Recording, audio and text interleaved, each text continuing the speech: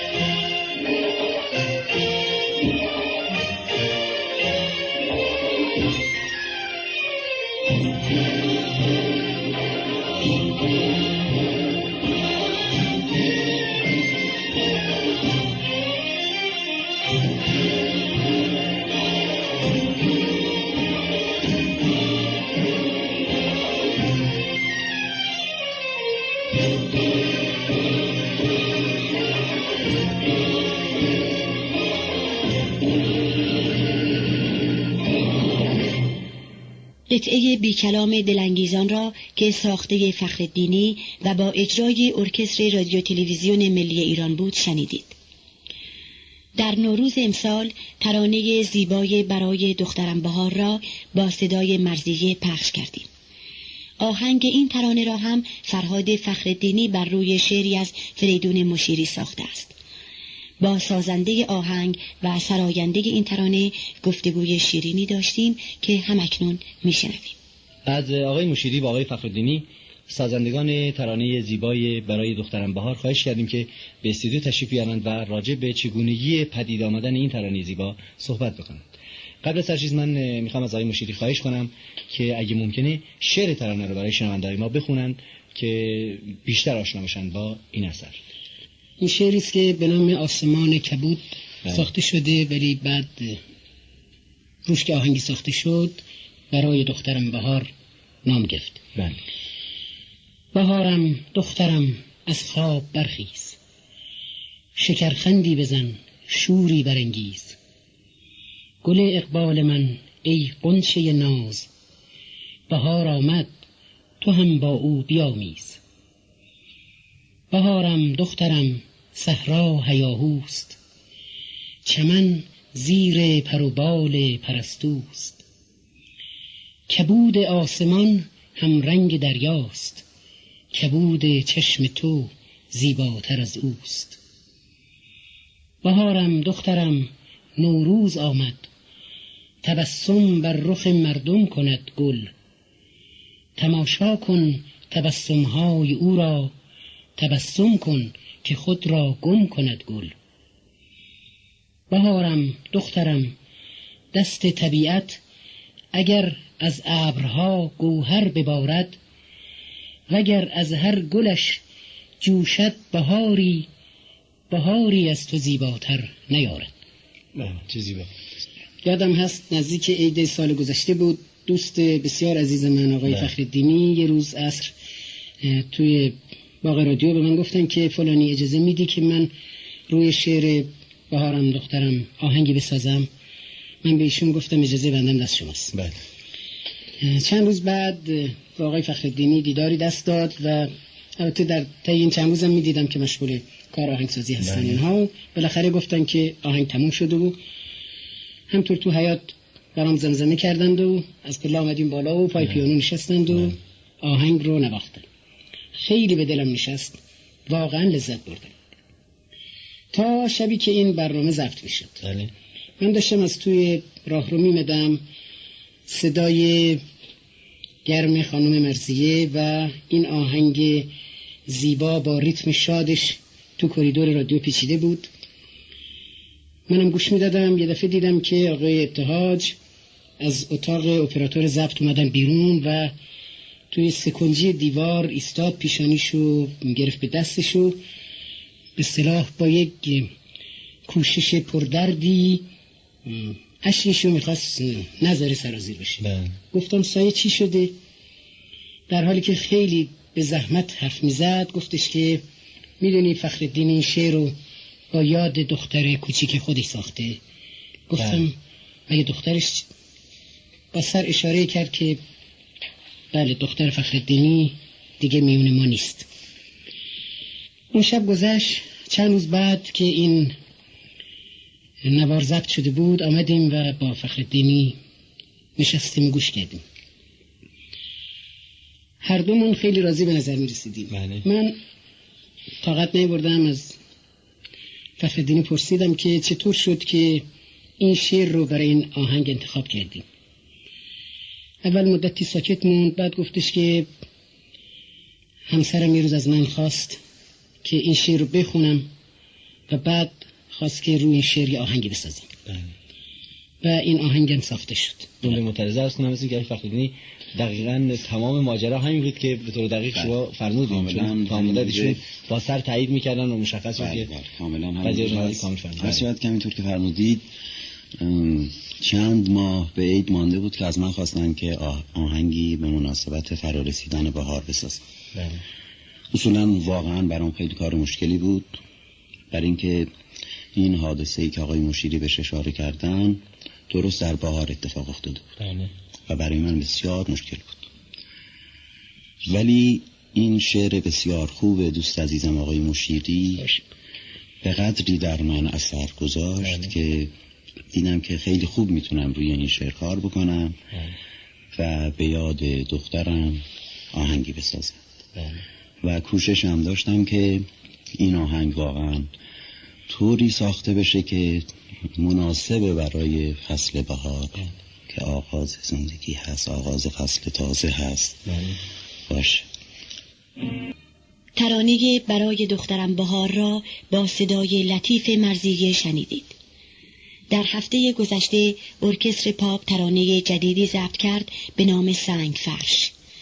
این ترانه را افشین خوانده و میلان گومز آن را برای ارکستر پاپ تنظیم کرده است. شعر ترانه را عبدالله الفت سروده و رهبری ارکستر را مارسل استپانی به عهده داشته است.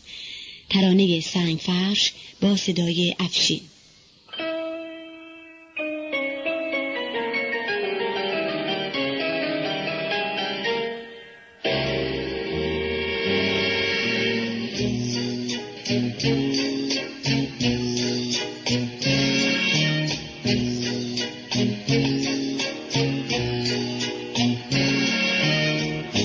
توی یک شهر ساکت و خاموش سایه‌ای آواره بار غم بر دوش آسمون سر کوچه ها سنگی مونده سرگردون عاشقی غمگین تو کوچه ها مردی ناشناسه توی چشماش اشک التماسه سایه مردی دل شکسته دست روی سنگفرشا نشسته مرد آواره مثل یک سایه جا در آغوشه کوچه میگیره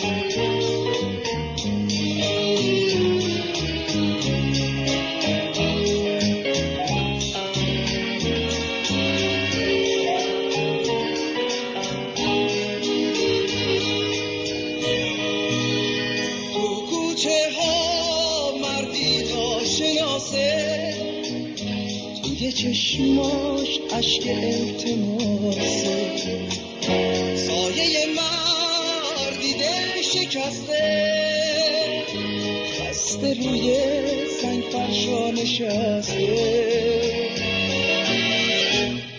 مرد آواره مثل یک سایه، جا در آغوشه او که میگیره سایه میمیره.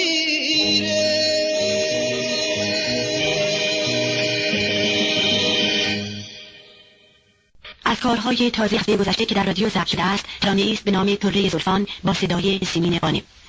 آهنگ ترانه زلفان را رضا ملکی ساخته و شعر آن سروده احمد کسیل است.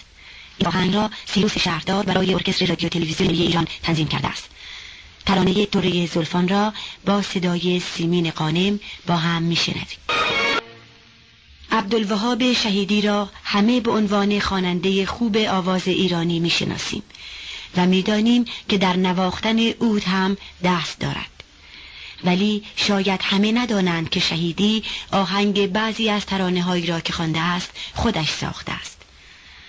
از جمله آهنگی است در شور بر روی شعری از مولوی که امسال در 9مین جشن هنر شیراز نیز اجرا شد و با استقبال فراوان روبرو گردید. با هم ترانه بی تو به سر نمی شود را که ساخته شهیدی است و فرامرز پایور آن را برای ارکستر تنظیم کرده است میشنویم.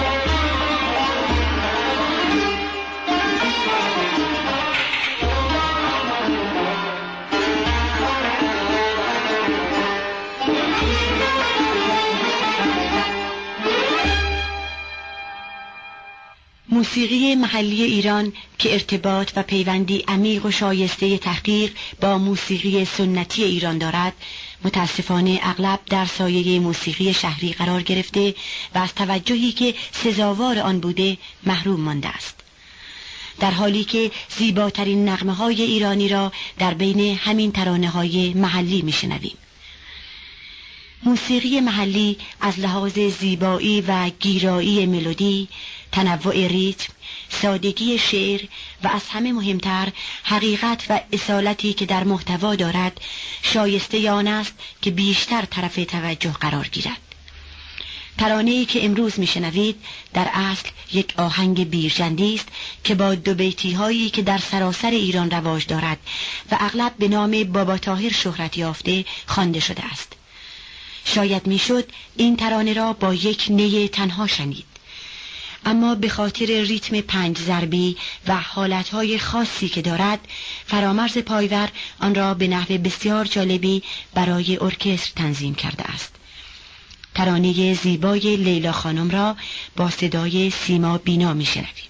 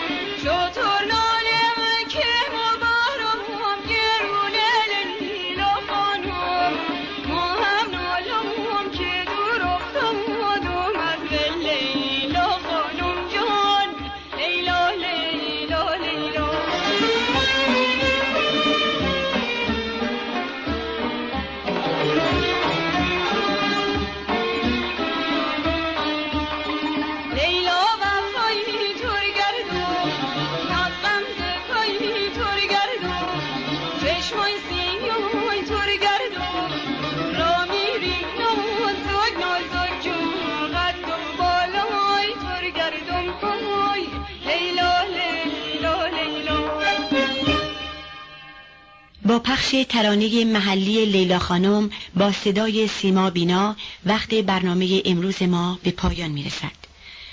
تا هفته آینده و برنامه دیگر گلچین هفته، خدا نگهدار.